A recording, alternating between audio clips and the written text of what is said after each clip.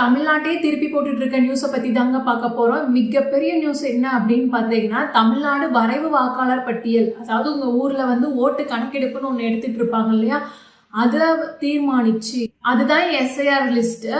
SIR means special intensive revision. இந்த list வந்து Tamil Nadu election commission மூலமாக இந்த லிஸ்ட்டு வந்து எடுத்துகிட்டு இருக்காங்க. உங்களுக்கும் தெரியும், உங்கள் ஊர்லேயும் வந்திருப்பாங்கன்னு நினைக்கிறேன். இந்த லிஸ்ட் இப்போ எலெக்ஷன் நடக்குது அப்படின்னா அந்த எலெக்ஷனுக்கு கொஞ்சம் முன்னாடி அந்த இயரில் வந்து தமிழ்நாடு வரைவு வாக்காளர் பட்டியலில் வந்து கணக்கெடுப்பு அப்படின்னு ஒன்று எடுப்பாங்க. போன வருஷம் 6 கோடி பேர் இருந்தாங்க, இப்போ வந்து 5 கோடி பேர் இருக்காங்க. அப்போது 1 கோடி பேர் வந்து ரிமூவ் பண்ணியிருக்காங்க. அந்த 1 கோடி பேரில் யார் யாரெல்லாம் வருவாங்க அப்படின்னு பார்த்தீங்கன்னா, டெத் ஆனவங்க வருவாங்க, இறந்து போனவங்க வருவாங்க. இப்போ நம்ம நாட்டில் இருந்து வேற நாட்டுக்கு போயிட்டாங்க, வேற ஊருக்கு போயிட்டாங்க அப்படின்னா அவங்களுடைய கணக்கெடுப்பு வரும், அவங்களோட லிஸ்ட்டு இதில் வந்துடும். அப்புறம் இப்போது நான் வந்து ஈரோட்லேருந்து கோயம்புத்தூர் வந்துட்டேன் அப்படின்னா எனக்கு ஈரோட்லேயும் ஓட்டு இருக்கும், கோயம்புத்தூர்லேயும் ஓட்டு இருக்கும். இந்த மாதிரி இருக்கிற ஓட்டு எல்லாத்தையும் வந்து டெலீட் பண்ணுறது. இந்த ஓட்டெல்லாம் டெலீட் பண்ணாமல் இருந்தாங்க அப்படின்னா இதெல்லாம் கள்ள ஓட்டாக மாறும்.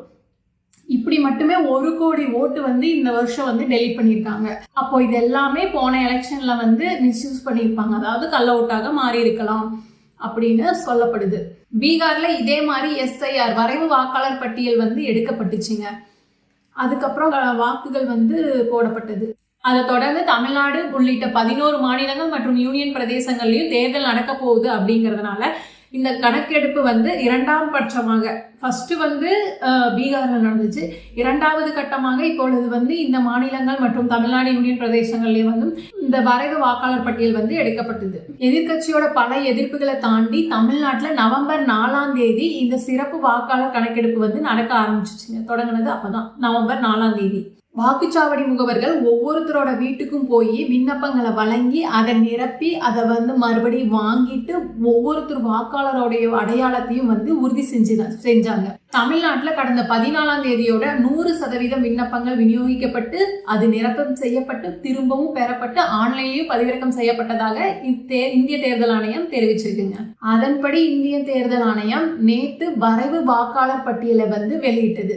இந்த லிஸ்ட்ல 1 கோடி பேர் காலிங்க. அதாவது 1 கோடி பேரோட வாக்கு வந்து டெலீட் செஞ்சிருக்காங்க. இதுல யார் யாரெல்லாம் வராங்க அப்படின்னு பார்த்தோம்னா, அதாவது இறந்து போனவங்க ஓட்டு, வெளியே போனவங்க ஓட்டு, 2 ஓட்டு இருக்கிறவங்க ஓட்டு, இதெல்லாத்தையும் டெலீட் செஞ்சுட்டு நேர்மையான முறையில தேர்தல் நடத்துறது இந்த வாக்காளர் தேர்தல் ஆணையத்துடைய நோக்கமா இருக்குதுன்னு சொல்றாங்க. 2025ஆம் ஆண்டோடைய தமிழ்நாட்டு வாக்காளர் பட்டியலின்படி 6.41 கோடி பேர் வாக்களிக்க தகுதி பெற்றவங்களா இருந்தாங்க.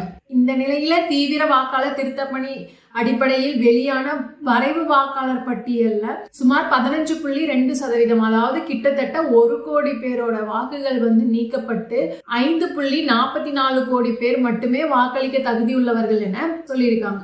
அதாவது பீகாருக்கு அப்புறம் எடுக்கப்பட்ட இந்த தமிழ்நாடு மற்றும் 11 மாநிலங்கள் அதோட யூனியன் பிரதேசமும் சேர்ந்து எடுக்கப்பட்ட இந்த வரைவு வாக்காளர் பட்டியல்ல அதிகமா நீக்கப்பட்ட மாநிலம் எது அப்படின்னு பார்த்தா நம்ம தமிழ்நாடு தாங்க இருக்கு. சென்னையில் மட்டுமே 15 லட்சம் பேர் நீக்கப்பட்டிருக்காங்க, அதாவது நம்ம சிஎம் இருக்க ஏரியா. மாவட்ட வாரியமா பார்த்தோம் அப்படின்னா சென்னையில் அதிகபட்சமாக வாக்காளர் பட்டியலில் இருந்து 35.6% பேர் வந்து நீக்கப்பட்டிருக்காங்க. அதாவது பழைய வாக்காளர் பட்டியல் 40 லட்சம் பேர் இருந்ததுல இருந்து 25 லட்சம் பேர் வந்து குறைக்கப்பட்டிருக்காதா சொல்லுதுங்க. இந்த 25 லட்சத்துல வந்து அதிகமா இருக்கிறது யாரு அப்படின்னு பாத்தீங்கன்னா, இங்கிருந்து வேற ஊருக்கு போனவங்க, வேற கண்ட்ரிக்கு போனவங்க தான் வந்து அதிகமா இதுல வந்து நீக்கப்பட்டிருக்காங்க அப்படின்னு சொல்றாங்க. இந்த கணக்கெடுப்பு தற்காலிகமானது தாங்க. ஏன்னா இதுல உங்க பேரும் கூட நீக்கப்பட்டிருக்கலாம். இது உங்க பேர் நீக்கப்பட்டுருச்சா இல்லையாங்கிறத கீழே இருக்க லிங்க்ல போயிட்டு செக் பண்ணி பார்த்துக்கோங்க. ஒருவேளை உங்க பேர் வந்து இதுல நீக்கப்பட்டிருந்துச்சு அப்படின்னா நீங்க இதுக்கு ரீஅப்பீல் பண்ணிக்கலாங்க. உங்க பேர் இதுல இருந்துச்சுன்னா மட்டும்தான் உங்களால வாக்களிக்க முடியும். மற்றபடி உங்ககிட்ட ஓட் ஐடியோ, ரேஷன் கார்டோ, ஆதார் கார்டோ இருந்தா மட்டும் போதாதுங்க. கண்டிப்பா நீங்க வந்து இந்த லிஸ்ட்ல உங்க நேம் இருந்தா மட்டும்தான் உங்களால வாக்களிக்க முடியும். மற்ற எந்த ப்ரூஃப் இருந்தாலும் உங்களால வாக்களிக்க முடியாது. அதனால கண்டிப்பா இதை போயிட்டு செக் பண்ணி உங்க பேர் இருக்கான்னு பாத்துக்கோங்க. இதுல ஒருவேளை உங்க பேர் நீக்கப்பட்டிருந்துச்சு அப்படின்னா நீங்க போய் ரீஅப்பீல் பண்ணிக்கலாங்க. அதுக்கான டேட் வந்து 18/1/2026. இது வரைக்கும் மட்டும்தாங்க டைம் இருக்கு. அதுக்குள்ள உங்க பேரை வந்து ரெஜிஸ்டர் பண்ணிக்கோங்க.